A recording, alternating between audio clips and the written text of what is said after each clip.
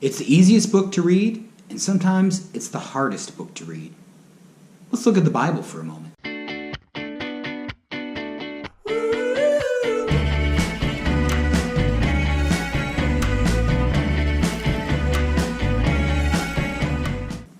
The Bible is at the foundation of our Catholic faith, and in some ways it's the easiest book to read, but in some ways it's the hardest book to read. How do we as Catholics take the Bible seriously? That's a good question, one that you could spend a lot of time on. You could spend semesters on just how to read the Bible, not just a matter of letters to make words, words to make phrases, pay attention to the punctuation marks. But in what way to read the scriptures themselves?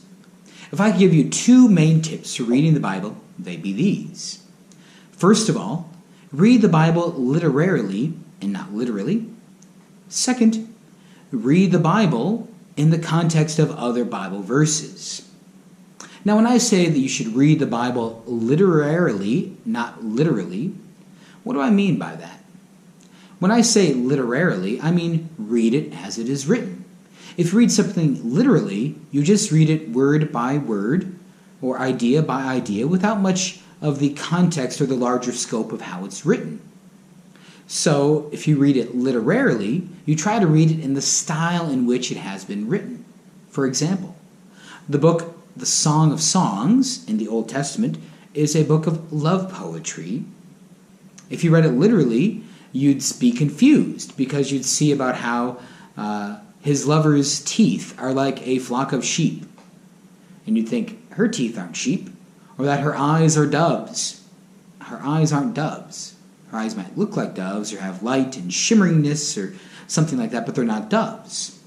We have to read the Bible literarily.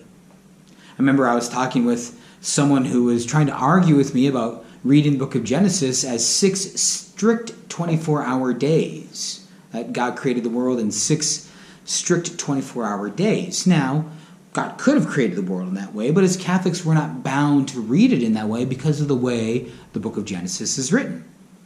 Now, this man then started to argue with me and say, Father, I'm just trying to read the Bible simply.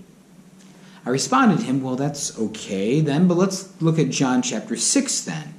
In the 6th chapter of John, Jesus says, Amen, amen, I say to you, unless you eat of the flesh of the Son of Man and drink of his blood, you do not have life within you. And he started to say, well, Jesus there was talking in a metaphor, and so we have to... And I said, well, hey, friend, I'm just trying to read the Bible simply. So, we read the Bible literarily, not literally.